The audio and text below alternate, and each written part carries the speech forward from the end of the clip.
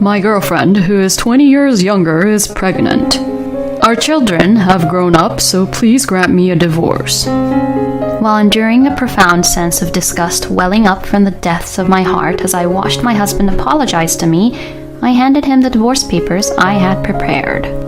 Here are the documents you requested. I'll take everyone, but the eldest son. Upon hearing my words, my husband seemed genuinely surprised, but I ignored him and left the scene. I'm Dolly, a 56-year-old housewife. I married Greg, an office worker, 35 years ago, and we had 2 children together.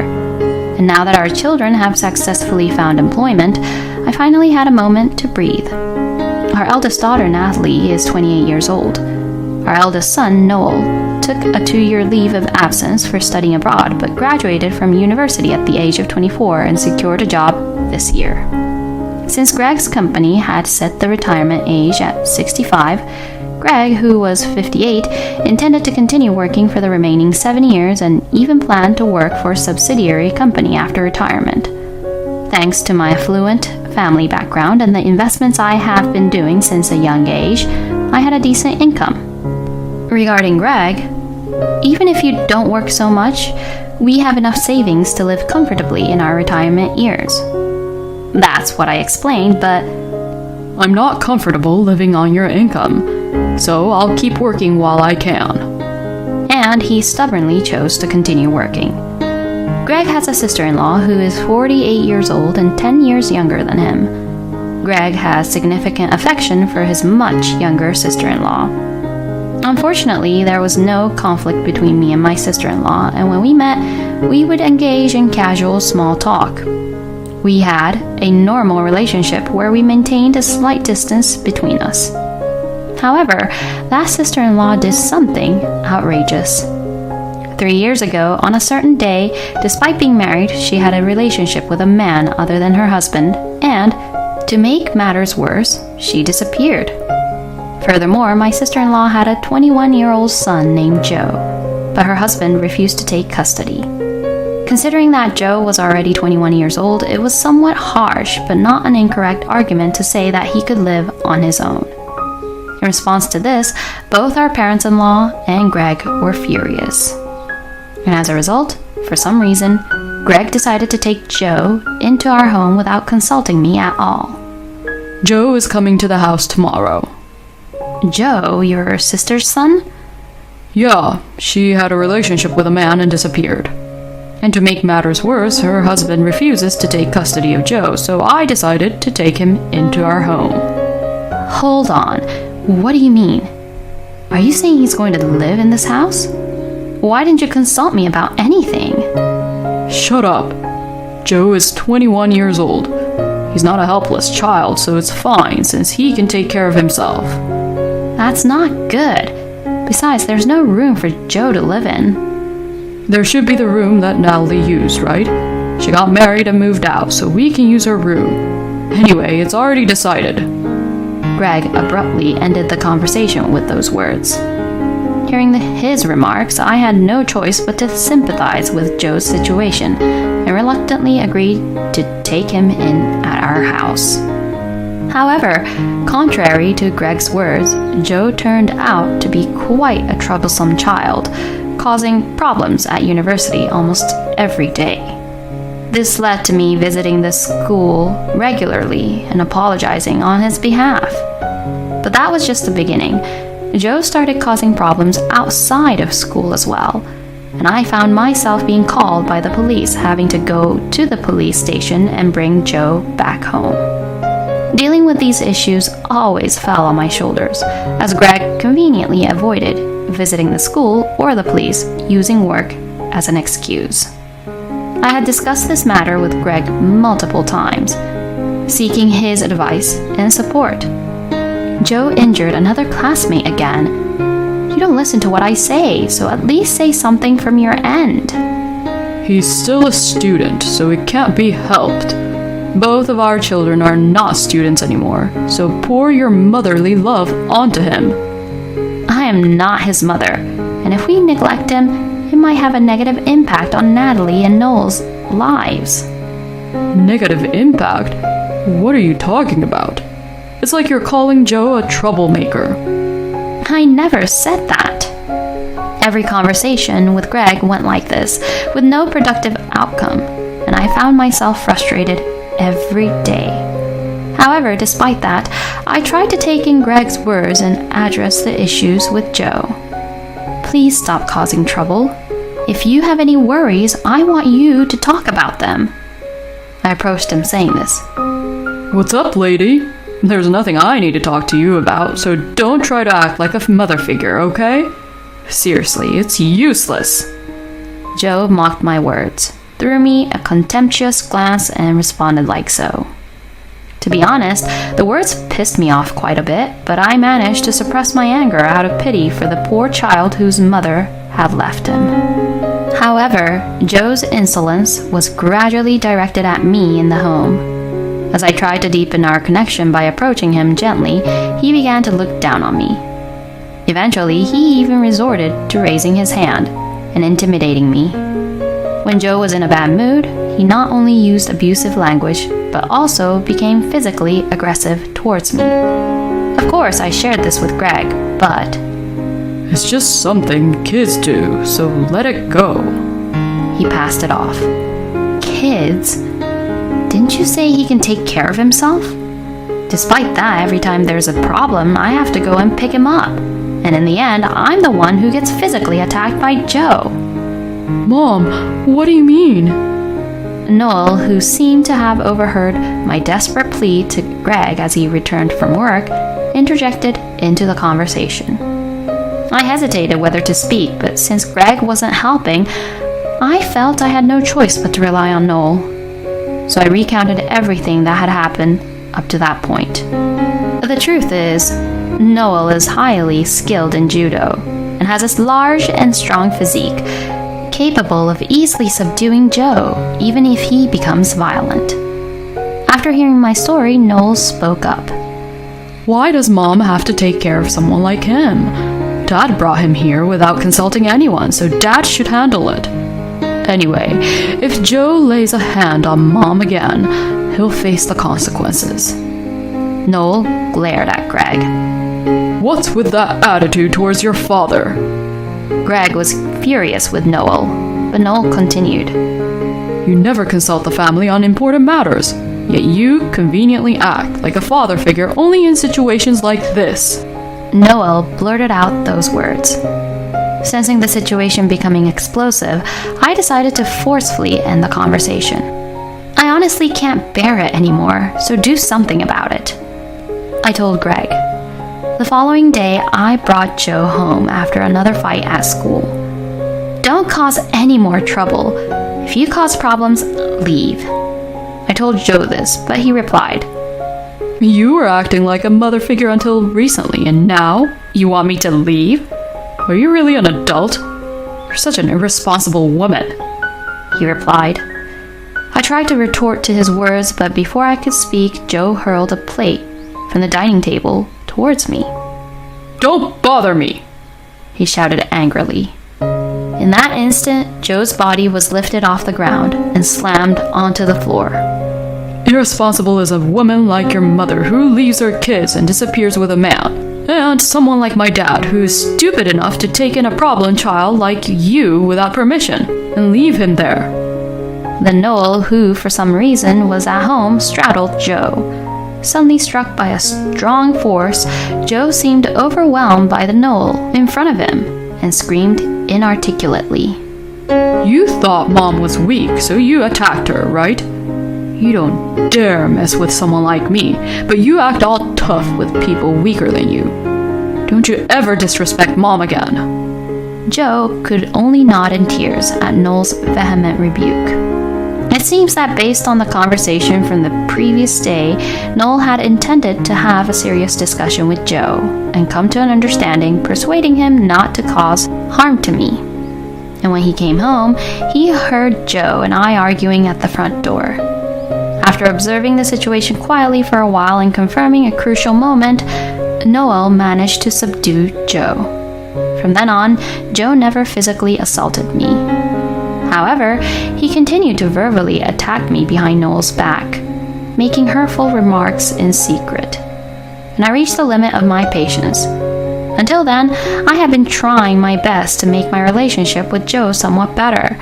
I made an effort to find out Joe's favorite food from my mother-in-law and served it during dinner. I also put in extra effort to engage in conversations with him, hoping to improve our connection. However, Joe and his friends engaged in shoplifting at a store on their way back from school, and he was caught and disciplined once again. On the way back from picking him up from the police station, I've reached my limit. When we get home, we will have a serious discussion, I announced, and mentioned that I would also have a conversation with Greg and Noel.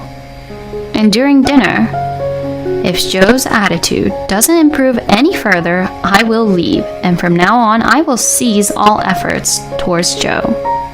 I don't even want to call him by his name, so I'll refer to him as your sister's eldest son, I told him. Greg, as usual, confronted me in response to my words. You're practically Joe's mother. How can you say something so cold-hearted? He blamed me. I have never been the mother of the eldest son, nor have I ever had the desire to be a mother. I don't have any warmth for a complete stranger who engages in criminal behavior. I spat out my words.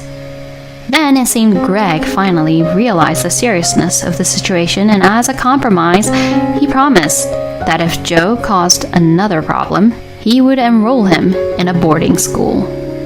Although I didn't have much faith in it, it was the first time Greg proposed a compromise, so I decided to accept it, while also observing the situation. However, despite Joe's problem behavior decreasing, it never completely disappeared, and Greg, using the excuse of being busy with work, never fulfilled his promise. Noel finally started pushing for a divorce between Greg and me, and I began seriously considering it and making preparations. During this time, Greg started spending more time away from home, using work as an excuse, going on frequent overnight stays, and eventually even not coming back for days. Then one day, Greg came home unusually before dinner. My girlfriend, who is 20 years younger, is pregnant. The children are already adults, so please agree to the divorce. He apologized to me. With a sense of disgust towards this insincere apology, I handed him the divorce papers I had prepared. Here are the documents you wanted. I will take everyone except the eldest son, I replied. Huh? Take Joe with you too? No, that's impossible. After all, that child is a complete stranger to me. Moreover, he only causes problems and brings trouble. Why should I take him with me? My words provoked a stronger reaction from Joe than from Greg. You're still irresponsible. So after acting like a mother all this time, when I became a nuisance, you just want to abandon me. Is that it? When did you become a nuisance? You've been nothing but a nuisance from the beginning to the end. As Joe, on the verge of tears, looked at me with disbelief, I spoke to him while laughing, devoid of any sympathy. Noel, who had been silently observing the entire situation, finally spoke up. After all the things you, Dad, and Joe have done to Mom that require much more than just apologizing, you have the audacity to rely on her now. Saying that, Noel took the packed belongings and went with me to my parents' house. And I had already arranged for a lawyer to handle the divorce proceedings in compensation from Greg and his affair partner. I also contacted my in-laws to inform them of my sister-in-law's whereabouts, which I had found out through a private investigator. And then regarding my sister-in-law, I will claim child support for Joe, I declared. I had a sense of unease when Greg started spending more time away from home, so I immediately hired a private investigator and also located my sister-in-law's whereabouts. Greg, for some reason, refused to proceed with the divorce. There's no way I can afford any alimony, he complained to his lawyer. And, it's not surprising, Greg was spending money on his affair partner, and without my income, it would have been difficult to sustain their lifestyle. The lawyer...